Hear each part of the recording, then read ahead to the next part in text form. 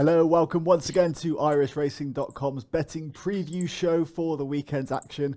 Today we're going to be covering races from Kempton and Warwick, as well as looking ahead to Sunday's card at Punchestown with the feature races there. And joining me as ever are our expert guests. So we have Stephen Harris from bettingexpert.com and Ed Quigley. Stephen, I'll start with you just to give us the audience a bit of an update on how you're getting on lately on Betting Expert. Yeah, I mean, it's been a bit of a dry spell, Joe, to be honest with you. The standard of racing hasn't been that great during the week.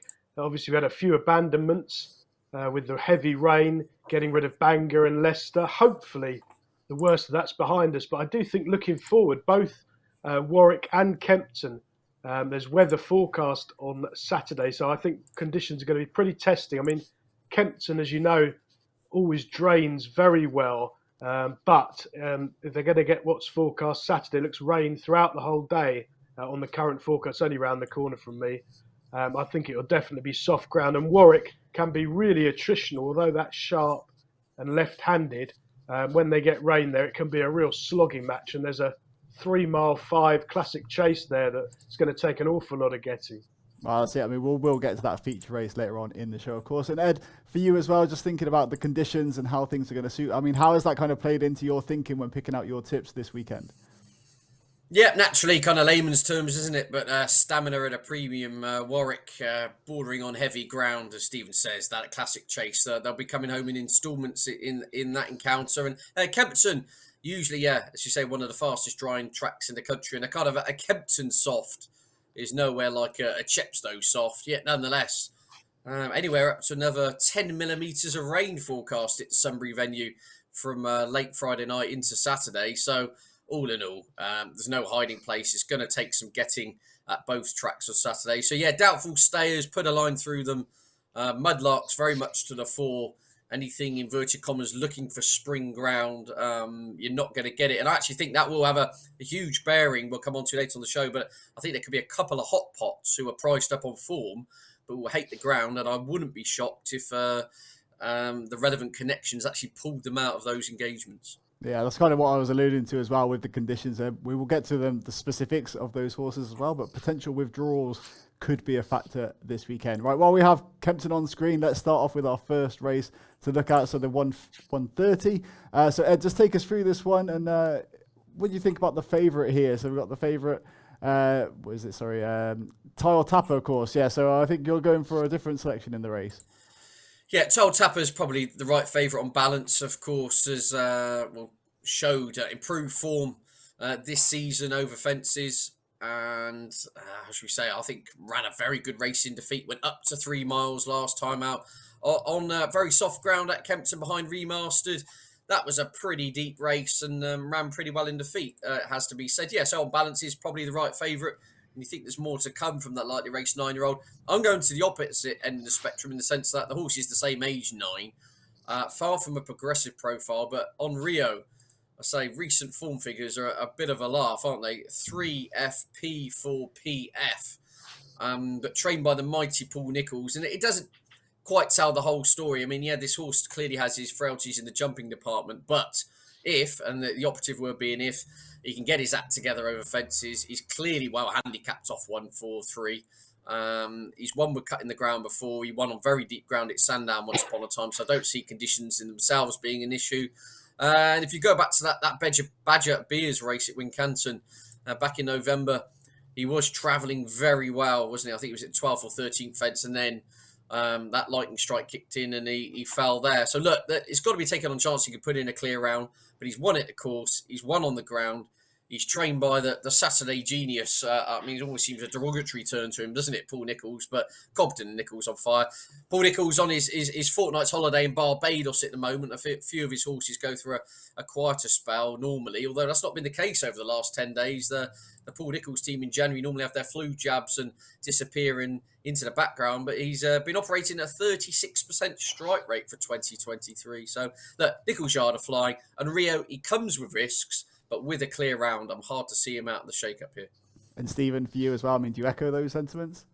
Yeah, I mean, it's a very trappy race, the dreaded 7 runners. I mean, it's a sort of half and half race because 3 of them are sort of fit well and in form, and 4 of them are have not shown anything for a very long time and extremely well handicapped. I mean, Inrillo has fallen down the weights. He was very well backed when he departed in the Badger Beer, sent off 4-1. That was his first run for 7 months in that red hot handicap. This is definitely easier.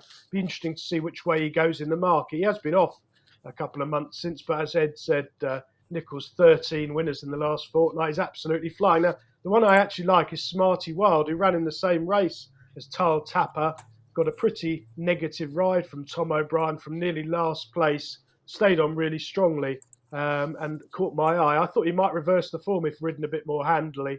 But it's a very trappy race. The one negative about my own selection, Philip Hobbs, the last 14 days, 0 winners, 28 runners. So that's hardly an encouraging stat for Smarty Wild, but I did think he was just about the form choice. Absolutely. And let's move on next to the next race on the card, so the 205. Now, obviously, yeah, Ed, you allude to the Paul Nicholls, Harry Gobden partnership, but Stephen, you're actually happy to oppose them in this race. Yeah, I wasn't sure what Pic Dorhe's form amounted to be honest, and I much prefer Paint the Dream, who is one of those horses that people are going to sort of dismiss as a handicapper, and this is a grade 2, obviously, so it's quite a big step up in class on paper for Paint the Dream. He's won 4 of his 19 starts over fences. He's a very bold jumping front runner. Now, most of his winning form has been at Newbury, which is very impressive there the other day, but he has run really well at Sandown, which is obviously a right-handed track. He goes well on soft ground. I think he'll just get the run of this race, and I quite like front runners around Kempton who jump well because they can soon put others in trouble. Now, Pic Dorhe's been leading in small fields, but I'd be amazed if he tried to lead Paint the Dream. I think he'd ruin his chances, and probably both of them if they take each other on. There's a chance Cool Cody might front run, but I think he's probably one they're going to line up for another go at a Cheltenham handicap at the festival. I'd be slightly surprised if they had a real go here in a grade 2. He's not getting any younger. He's 12 and he's very hard to fancy on these terms. So I thought Paint the Dream was actually one of the better bets of the weekend. He's a much bigger price than Pic Dorhe, and I think he's got slightly better form. And Ed, as well, your views on the race? Yeah, I agree with a lot of what Stephen says there. Just interesting on a side point on Cool Cody. I saw Evan Williams the other day saying they may run him in the Cheltenham Gold Cup as his final ever race. I thought I'd be happy somebody to bow out, wouldn't it? Back at his favourite venue after discussing it with the owners. Anyway, to more immediate affairs. Yeah, look, if the merits of official ratings have anything to go by, well, the best horse in the race is Paint the Dream, and he is in receipt of weight due to the race conditions to horses who are inferior to him officially, including Pic Dorhe. I've got it in the back of my mind here, Pic Dorhe might not run. He's had his win done twice. Paul Nicholls has alluded to it in the past, the fact that this horse does not want to be anywhere near testing ground. All his best form come on proper spring ground. Yes, he's won at Kempton. A bit of a slog round here in the mud is not his bag. So the whole complexion of this race could change dramatically, naturally, if he comes out. And also with Paint the Dream, Stephen says he loves Newbury. But generally speaking, he does love a flat track. He's won around Perth as well, which is right-handed flat track. He goes on any ground. He handles soft, but he also stays further. He does stay further and has won over a lot further than 2.5 miles. And we said if this rain does really get into the ground, you're looking at softer, heavy ground here. Having that stamina in the locker is not going to be a problem at all for him. I think his most recent win, he's had a couple of wins over 2 miles and 6 furlongs, just to back up that point in terms of him staying further than 2.5 miles. So, yeah, Paint the Dream for me, as you say, it's almost a little bit kind of handicap snobberish, isn't it? You look at him and you think, oh, nice handicapper. He's rated 160. I'd love to see the stats. I wonder if he's must be up there with the highest rated chasers Fergal O'Brien's trade. Anyway, Paint the Dream for me. Best horse in the race. Got his ground. Flat track will be fine. And I think he'll outstay them. And further to your point as well, Ed, I know you've been on previous shows talking about official ratings, so I just wanted to get Stephen's input here as well. How much do you read into the ratings when kind of assessing horses? It's pretty low down in my pecking order, to be honest with you, Joe. It doesn't. It's something that everyone knows about, and you can find out quite easily. It is interesting when you get these handicappers running in graded races to see what the handicapper makes of them. But generally speaking, it's something that's it's not a secret and it's already factored into the prices. So I mean, it can be a good way.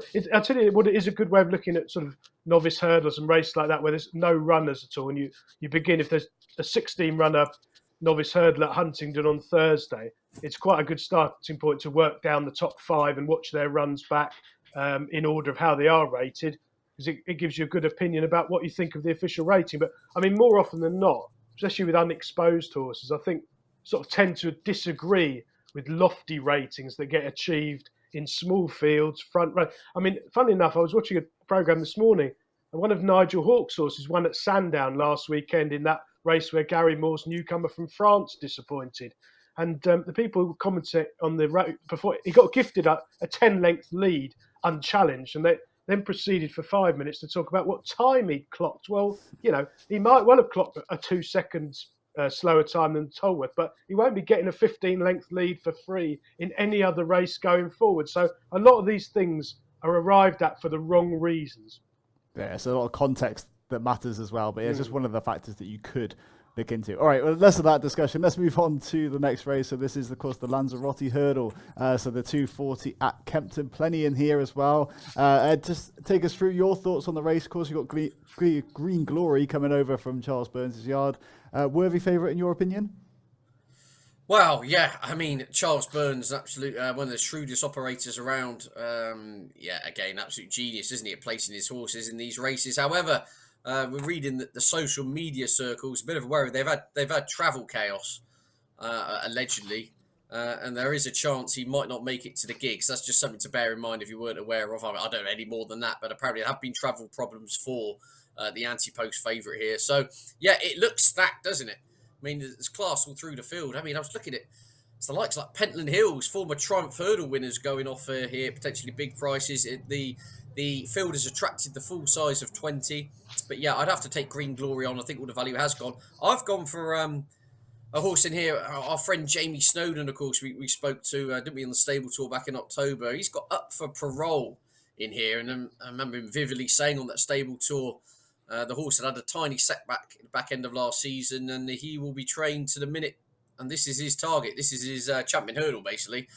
He's coming straight here without a run, so I wouldn't be worried about that. As I said, he's been trained for this race specifically. And again, harp on about the merits of handicapping, but he does look well treated if you want to pay any attention to handicap marks, because he wasn't beaten far in this race at all last year off 133. He's got in here £4 lower 12 months later off 129. And for a horse who likes to be ridden prominently, it all went absolutely awry last year, didn't it? It was a messy start. They kind of spun round. He basically missed the kick and he got caught in the backwash, and he was always on the back foot for a horse who likes to be up there on the pace. And to his credit, he passed loads of runners in the closing stages, stayed on past beating rivals to finish 6th. So he's off a lower mark this time round. He's only £2 higher than when he was last in the winners' enclosure. And similar to Paint the Dream in the sense that a soft ground, a flat track to his bag. He's won at Haydock in the mud. He's run one at Foss Lass. I think he's won at Foss Lass. He's won at Wetherby. He's won at Haydock. All these flat tracks with soft ground. This is his kind of game. So off a lower mark than last year, I wouldn't mind if the rains continue to fall. As you say, Jamie Snowden having a great season. I think he's a big old price here. Check your each way terms, shop around, but I wouldn't be shocked if Up for Parole made the placings at least. Just as long as he can get away. If he gets caught in the backwash again here, there's trouble. But I think Gavin Sheehan, Jamie Snowden will have him absolutely on tenterhook. So whatever you do, you make sure he's at the head of affairs when the tapes go up. Lovely long shot, Ed. And also, Stephen, your value goes in this race as well. So again, opposing the favourite, and also you've got a double figure price for us in this one. Yeah, I mean, I think Ed's found a really interesting one there. That's a really good shot. I do remember that run at last year in the Lanzarote. He was a very unlucky loser Up for Parole. He got completely left and got beaten a lot less than he got left by. So that is interesting. This is a very interesting run. I mean, there's 20 runners. A lot of the firms are offering 6 places already. They're keen to take your money. I mean, Charles Burns has got the 5-1 favourite. He could be 11-4 popping on, or 12. I mean, that's just the nature. If he gets there. If he arrives at the track. I mean, this is the most market-sensitive yard in the country. Basically, they're incredibly shrewd. I mean, Green Glory hadn't started less than sort of 15-2, bar one run last season. This season, until he was backed off the boards and duly bolted up at 7-4 last time out. That was on soft ground, so it's no issue. His boy's riding. He's a really promising young jockey. I respect his claims. I couldn't dream of backing him at 5-1. He's the sort of horse could easily be double figures. I wouldn't be at all surprised. They might just give him a little sighter. They've brought plenty of horses over to the UK before that have drifted like a barge, and you can't find them with radar. And I wouldn't be at all surprised if this wasn't another one. The one I actually like and have gone for is Harbour Lake, who was an impressive winner at Market Raising first time back under a very confident ride over this trip. Looked a handicapper to follow for Alan King. He's had excuses twice since. He ran in the Greatwood over 2 miles, which was too short for him. They omitted loads of hurdles and he never got warm behind I Like to Move It. And then at Aintree last time, it was a similar muddling race that Romeo Brown won. The first and second were first and second throughout there. The third was Walkie on Air, who was a very well-backed favourite. He's been disappointing since, but I think it's still good form. And I think Harbour Lake's sort of been written off as pegged by the handicapper since that first win, and I'm not sure that's true. Back right-handed, back at 2 mile 5. I very much like the fact Sam Twiston-Davies is booked for the first time this season. I think that's a big plus. And Alan King has had 5 winners in the last 14 days. They're going really well. So, to be honest, 12, 14-1. If you can get 6 places, I think he's a belting each way bet. Beautiful stuff. So let's move on now to Warwick. We're going to move on to the 150, where there's not much. Well, not in terms of the multiple runners. There's only 4 in here. But just, Stephen, take us through your thoughts. We mentioned on the start of the show conditions at Warwick and the kind of testing conditions it will be. So what kind of race or what kind of horses will suit the conditions at Warwick on Saturday? Well, I think Paul Nicholls will win this race with Complete Unknown. He was really impressive at Fosslas, which regular viewers will know it doesn't get much softer than Fosslas. So however bad it gets at Warwick, it probably won't be as bad as Fosslas. Complete Unknown was a bit novice-y over the early fences out wide, but he picked up really strongly. And I thought that was a good race. Now, his main danger is Gaia des Litteurs of Dan Skelton, who comes here on the back of an abysmal run at Kempton over Christmas when all of Dan's, bar the last winner, ran badly. And Gaia des Litteurs was parked 6 wide by Skelton and started guessing at the early fences. And after he nearly fell at the ditch, but beg your pardon, the mare, she nearly fell at the ditch and he pulled her up soon afterwards. It was a really bad run. It wasn't that long ago, so she hasn't had that much time to recover from it. And I much prefer Complete Unknown. I thought he was a young chaser to follow at Fosslas, and I'll be disappointed if he can't win this. And I think a big thing as well, a big negative for Gaia des Litteurs is Dan Skelton's form at the moment, just really not firing at all.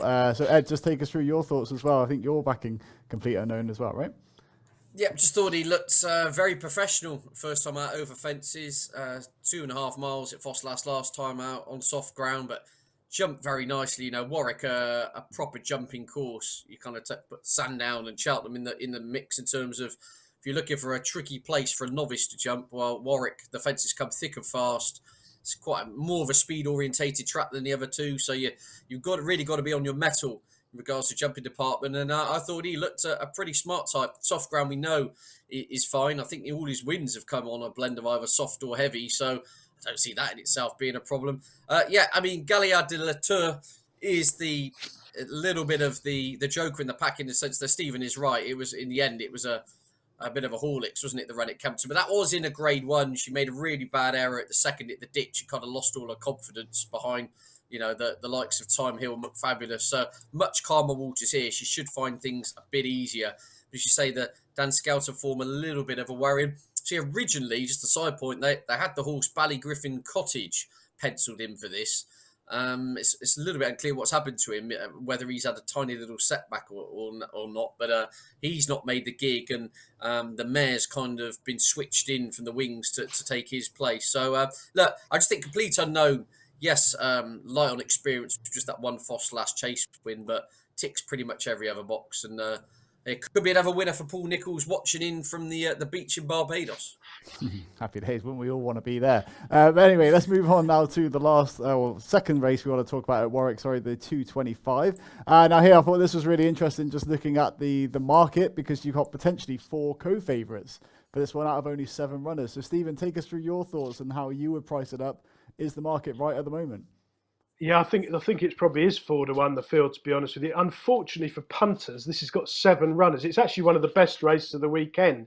But I think it's probably a watching brief I mean, of the 7 runners, 5 of them are in my sort of notebook for horses to follow, horses to be with. I mean, Ginny's Destiny was very impressive here last time out. This is a big jump up in class. Givega of Gary Moore, well, he doesn't overface his horses. Comes into the race absolutely on a roll. Grey Dawning is the horse I've got penciled in to win the Martin Pipe at the Cheltenham Festival. So I'm going to be absolutely mortified here if he manages to win, because it'll blow that straight out the water. So that'll be a disaster. But I did like the way Grey Dawning won the other day. He was gambled on and got the business done narrowly in a Kempton Handicap. He only ended up scrambling home by about an inch in the end. But it was one of those races Harry kicked for home far too soon and nearly got picked off. Not for the first time, it has to be said. But Grey Dawning is a very smart horse, but his handicap form into graded company. I'm just hoping that he doesn't run too well. And a nice, tenderly handled 5th would do for future prospects. The bottom one, Snake Roll, is Lucinda Russell's best horse she's ever trained, who definitely wants this trip. And his form has worked out really well. When he got beaten, that form is really good. And he was impressive in the North at long odds on last time. So that's I've named 4 who are all very interesting. And the one I've actually selected is Knowlesley Road, another one for Paul Nicholls, who I think has won twice at Chepstow so far over hurdles from the front in really taking start. And I thought he didn't have the track. Certainly last time he was hanging down the camber at Chepstow. He wouldn't be the first horse to do that. He's a big chasing type. I'm hoping he'll make all the running here. Warwick is a very good track to make the running on. And as long as he stays up against that rail, because he does drift left a bit, I think he'll take plenty of passing. He's a relentless galloper who revels in testing ground. So yeah, I don't know, Ed, as well, have you got any stronger views on this race, or is it a bit of a muddling, really difficult one to pick? It really is muddling, isn't it? I mean, all last time out winners, incredibly competitive. Again, I mean, Steve made on the point about official ratings, but if you're using them as a guide to, like, a barometer of how talented these novices are, well, you could pretty much throw a blanket over a lot of them, haven't you? 100 rated 133, 130, 129, 131, or 128 in there. They've all kind of much of a muchness on what they've achieved to date. The market suggests that, because we could end up with about co-favourites of 7, the way this race is going. And yeah, it's a race I'll be very tentatively with. I said it does look far from a vintage renewal when you think the likes of the new one who went on, to win huge races, won this, and Ingles Drever, of course, multiple Stayers Hurdle winner, won this once upon a time. This looks a substandard renewal, but it doesn't make it any less intriguing. So with all that, my convoluted pick is a tentative Grey Dawning, just because, as I say, I think he toughed it out well on soft ground last time out, and the form of his extra win is working out well. He beat Lallygag of Paul Nicholls, and that horse has gone on to absolutely bolt up at Taunton, and I think might be getting an entry in the Betfair Hurdle at Newbury next month. So all in all, his collateral form is working out pretty well. Again, a good point you make, though, about the Skeltons. Just the one winner in 2023. That is a slight concern. But again, a few of the yards having the flu jabs and a few of the horses on the back burner. But yeah, tentative pick, given that it's just so many unknowns about all these. But Grey Dawning would be my selection to make it 3 wins on the bounce. Yeah, and as Stephen suggests, maybe just one for the notebooks, really, this race, just for future endeavours. All right, let's round off with the last feature race we're going to talk about. So the Classic Handicap Chase at Warwick, so the 3 o'clock.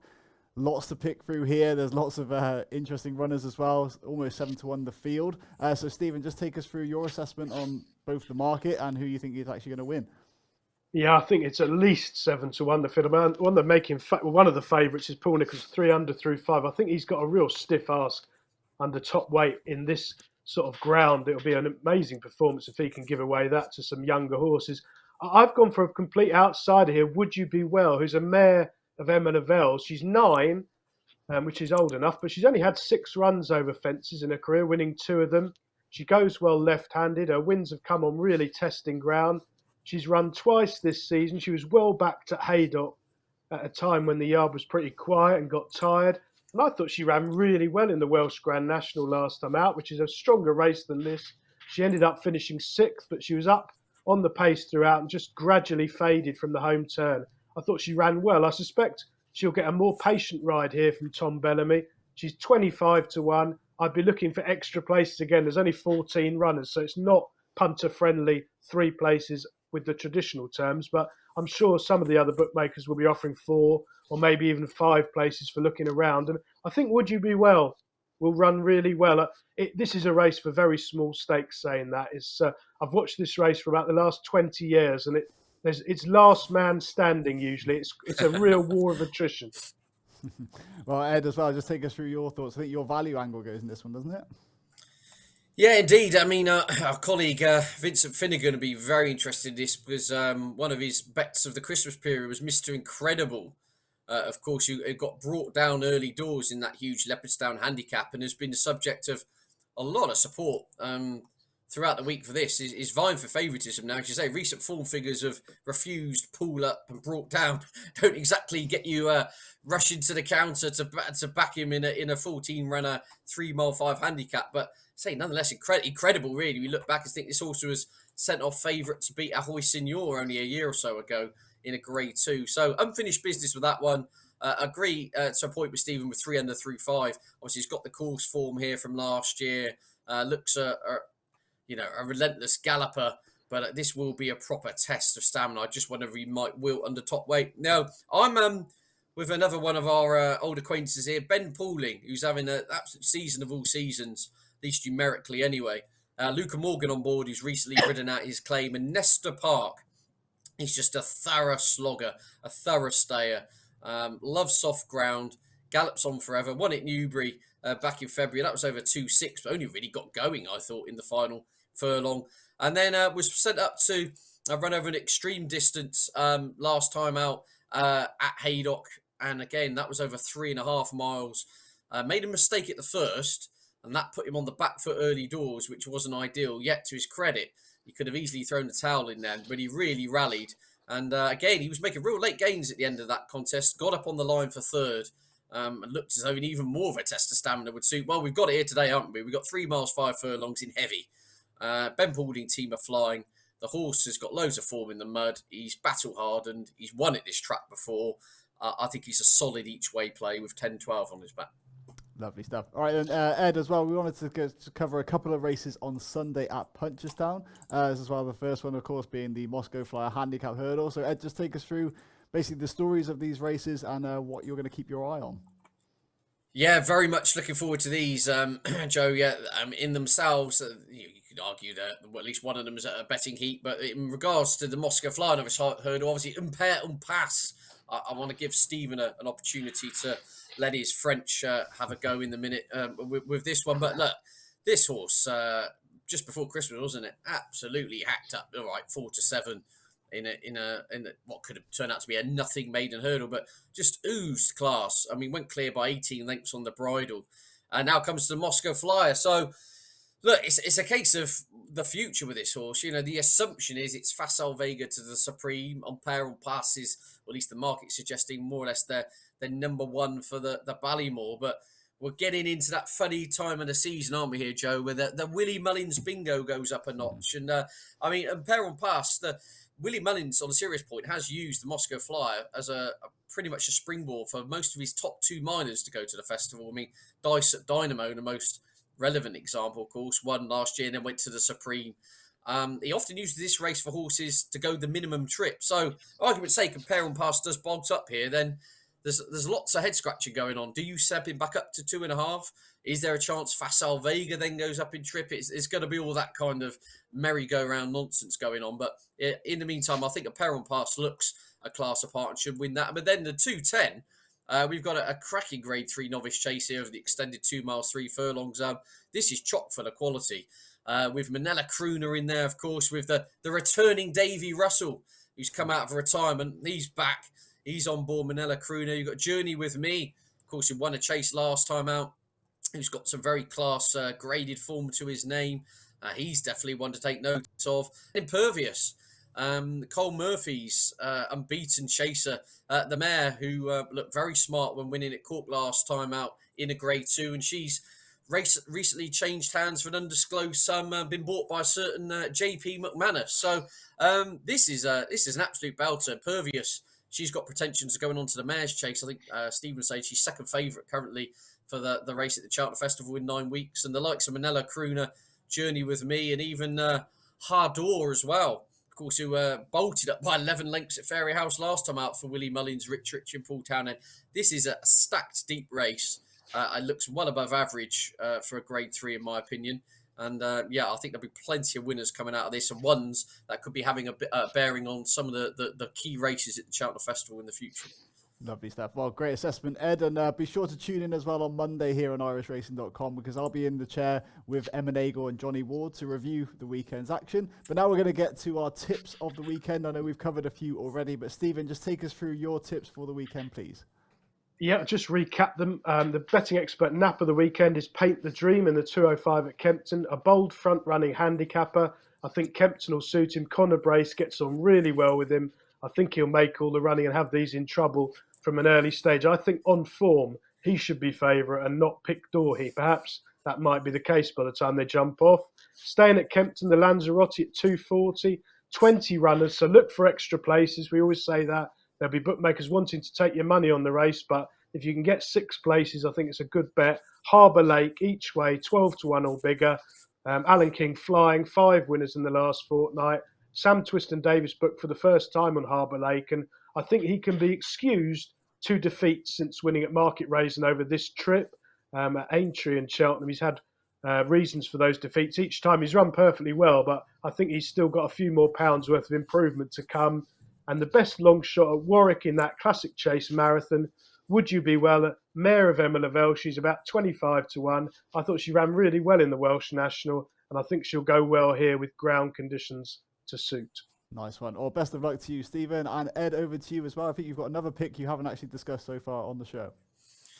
Yeah, indeed. I'm off the first race at Fairyhouse. I think it's 12:27. Blood Destiny, my nap here. I think this horse could win this, and then is my anti-post selection for the Triumph Hurdle itself. So I'm hoping for a smooth performance here. Should be taking on Nusret, who's a pretty useful sort. I actually spoke to Darryl Jacob earlier in the week, and he said they love Nusret, but they do worry about him kind of slogging around in the mud.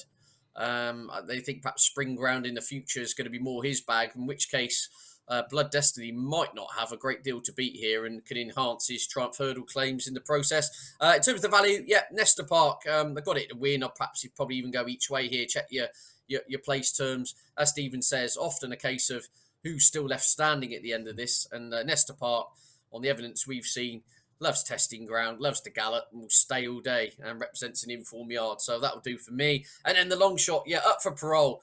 Again, I'd definitely be looking at the each way terms. Some firms are already going 7 places. I think I've just caught out the corner of my eye. So, shop around. But for parole, a bit unlucky in this last year. Wasn't beaten far at all when finishing 6th of the 19 runners. At £4 lower, loves testing ground and loves a flat track. Well, we've got all that kind of synergy in one place today. So I'm hoping, if he can finish 4th or something at 28-1, I'm chuffed with that. And obviously, if you can win, then it won't quite be Barbados like Paul Nicholls, but there'll be some form of celebration. Yeah. Well, hopefully, there'll be some celebrations next week when we are back for another betting preview on the weekend. So Ed Quigley, Stephen Harris, thank you very much once again for your tips. Thank you for watching as well. Be sure to subscribe for more from irishracing.com. We'll see you again very soon.